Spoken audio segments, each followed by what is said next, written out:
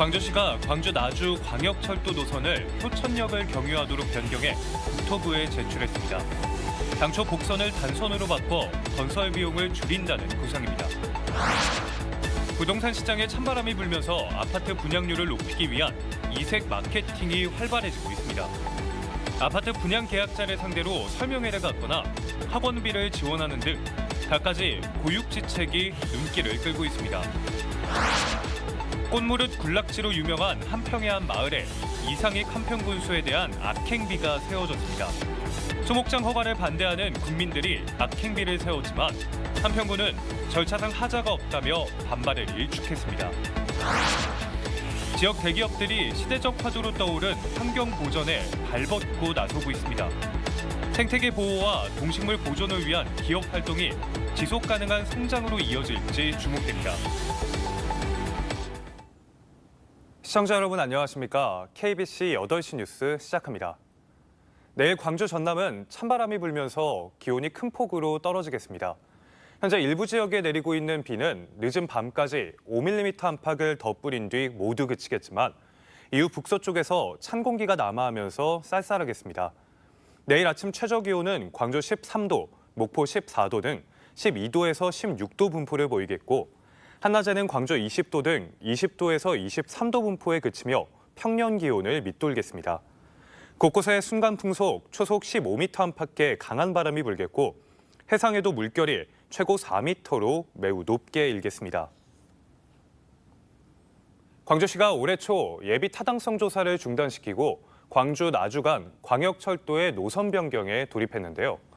효천역을 경유하도록 해 철도 이용률을 높이겠다는 건데 문제는 경제성입니다. 광주시는 최근 2가지 안을 마련해 국토부에 제출했습니다. 정경원 기자입니다. 광주시는 지난해 하반기부터 광주 나주 광역철도를 효천역을 경유하는 노선으로 변경을 추진했습니다. 인구 3만 명의 효천지구를 경유해 철도 이용률을 높여 지자체 몫인 운영비 부담을 덜기 위해서입니다. 노선 변경으로 총 연장이 2.31km가 늘어나는 만큼 기존 효천 역사와 경전선을 활용해 경제성을 높이는 게 핵심입니다. 광주시는 최근 2가지 안을 마련해 국토부에 제출했습니다. 당초 복선으로 계획됐던 노선을 단선으로 건설하는 안입니다. 전 구간을 단선으로 할 경우 연장이 늘어나더라도 공사비는 1조 2천억 원으로 당초보다 3천억 원 줄어드는 것으로 산출됐습니다. 상하행선 교차 문제는 역과 신호장을 이용하는 방식으로 해결이 가능할 것으로 예상했습니다. 다만 광역철도의 경우 출발역에서 종착역까지 소요 시간을 거리로 나눈 표정 속도가 시속 50km 이상이어야 하는데 이를 맞출 수 있느냐가 관건입니다. 전체 구간의 3분의 1가량만 단선으로 하는 안도 함께 제출됐습니다. 표정 속도는 더 높지만 경제성은 더 낮을 수밖에 없습니다. 광주시 관계자는 현재 국토부가 2안을 가지고 심의하고 있다며 이달 중 기재부에 제출될 것이라고 내다봤습니다. 기재부 예탄은 1년 이상 소요될 것으로 전망됩니다. KBC 정경원입니다. 광주시가 중소벤처기업부에서 지정하는 첨단 재생의료 규제 자유특구 후보지로 선정됐습니다. 중기부는 광주시를 포함해 전국 7개 시도를 후보 특구로 선정하고 해당 지자체에 국비 1억 원씩을 지원해 세부 계획서를 작성하도록 했습니다. 광주시가 계획한 첨단 재생의료 특구는 동구대학 병원 지역, 서구 병원 밀집 지역 등으로 특구로 지정되면 첨단 재생의료 실증 사업을 진행하게 됩니다. 중기부는 내년 1월 세부 계획서와 신청서를 받아 특구 대상 지역을 선정할 계획입니다. 광주 5개 구청이 광주시와 교육청, 자치구 협력 사업인 초중고등학교 신입생 입학준비금 분담금 지원에 합의했습니다. 광주 5개 구청장은 광산구 한 식당에서 협의회를 열고 2025학년도 신입생 입학준비금 추가 분담금 2억 9천여만 원을 지원하기로 합의했습니다. 분담률은 교육청 55%, 광주시 25%, 자치구 20% 등으로 1인당 초등학생은 10만 원, 중고생은 30만 원을 지급받게 됩니다. 아파트 건설 현장에서 분양 계약자들을 상대로 설명회를 갖거나 학원비를 지원하는 등 예전에는 보지 못했던 이색 마케팅이 활발하게 이루어지고 있는데요. 아파트 시장에 찬바람이 불면서 어려움이 커지는 가운데 분양률을 높이기 위한 고육지책으로 보입니다. 고우리 기자의 보도입니다. 민간공원 특례 사업으로 아파트가 건설 중인 현장입니다. 분양 계약자들을 대상으로 현장 설명회가 열렸습니다. 공사 진행 상황을 비롯해 단지 내 아파트 구성과 조경 등 상세한 설명에 참가자들은 귀를 기울였습니다. 내 집이 어떻게 지어지고 있는지 궁금했는데 막상 와보니까 걱정도 해소가 되고 이런 숲속의 아파트라는 게 실질적으로 보니까 너무너무 잘 지어지고 있어서 안심이 되고 실감이 납니다. 이 아파트 시행사는 분양 계약자들의 궁금증을 해소하는 등 상호 신뢰를 높이기 위해 현장 설명회를 열었다고 밝혔습니다. 분양을 받으신 수분양자님들도 일종의 불안감들도 가지고 계실 수도 있고 본인의 그 계약한 아파트들이 어떻게 짓는지 한 번쯤은 꼭 보시고 싶어 하시는 분들도 계셔서 아파트 시장에 찬바람이 불면서 어려움이 커지는 가운데 시행사와 건설사들이 분양률을 높이기 위해 실시한 마케팅의 하나로 보입니다. 광주 북구에 건설 중인 한 아파트는 서울의 유명 학원을 유치하고 입주민 자녀들에게 2년간 수강료를 지원하겠다고 홍보하고 있습니다. 또 다른 아파트는 최대 14가지 옵션을 무상 제공하겠다고 약속했습니다. 일부 건설사들은 입주지원금을 지급하거나 계약금을 깎아주는 등 전통적인 방식으로 분양자를 모집하고 있습니다. 분양률 제고를 위한 각종 마케팅 활동이 아파트 시장을 관망하는 소비자들에게 얼마나 소구력이 있을지 관심이 모아지고 있습니다. KBC 고울입니다.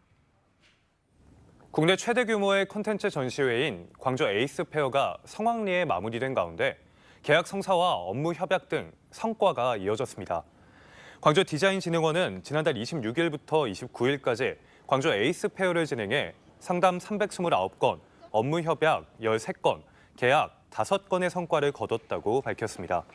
이번 에이스 페어에는 한국캐릭터협회, 한국스마트융합산업협회 등 58개 기업과 74개 부스가 참가했습니다.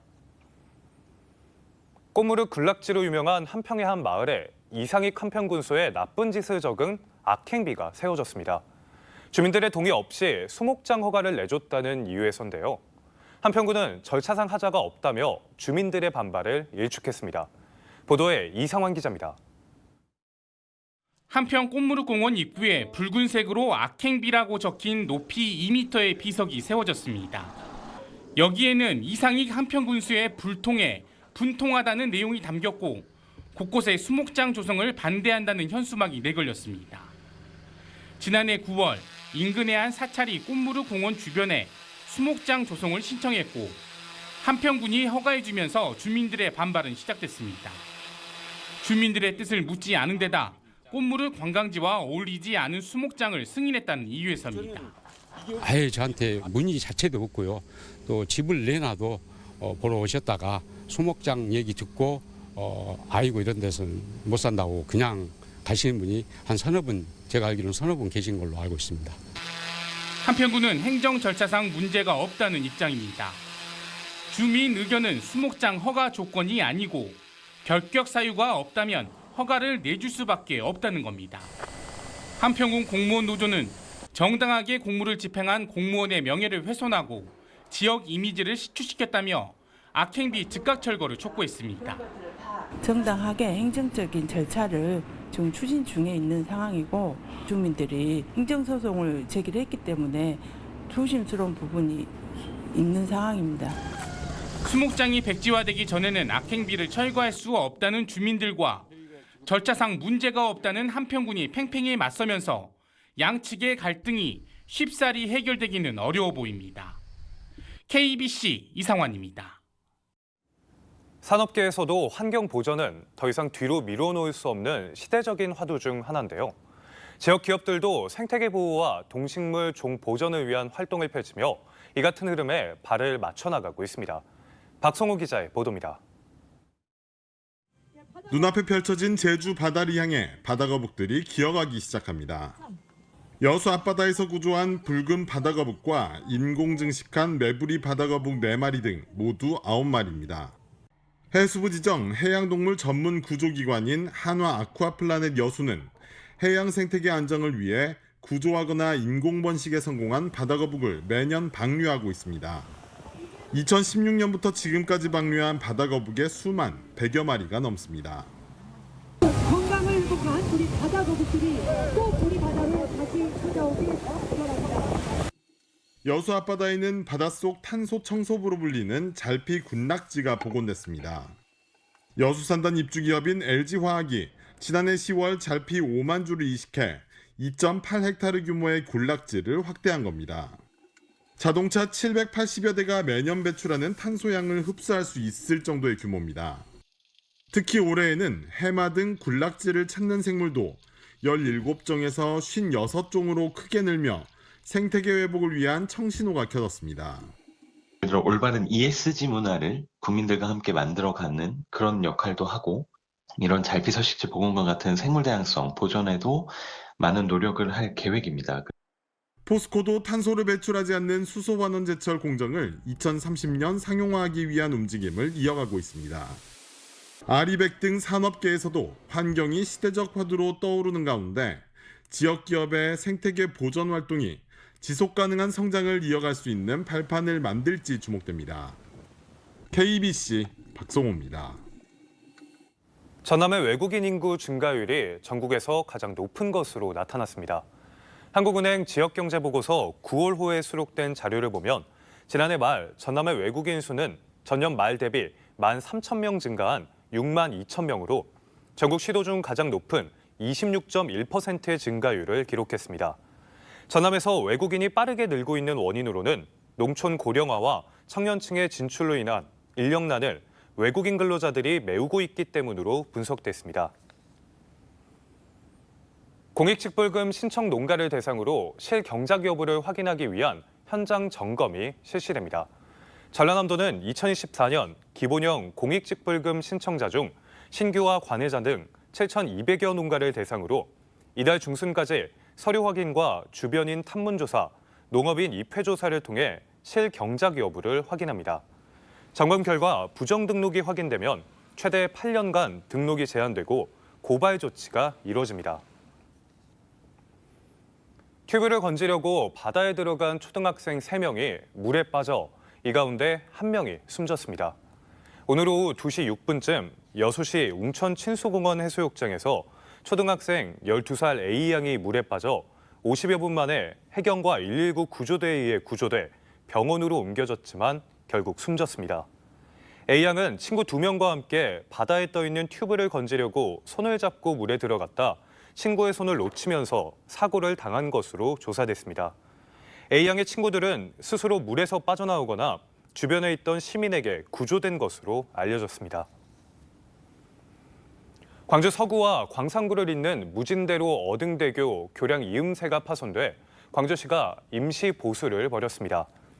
광주시는 오늘 새벽 5시 40분쯤 어등대교 상판을 연결하는 신축 이음 장치가 파손됐다는 신고를 받고 한 개 차로를 통제한 뒤 철판 등으로 임시 보수했습니다. 광주시는 임시 보수한 부분의 안정성을 계속해서 모니터링하는 한편 신축 이음 장치가 새로 제작되는 대로 교체 작업을 진행할 예정입니다.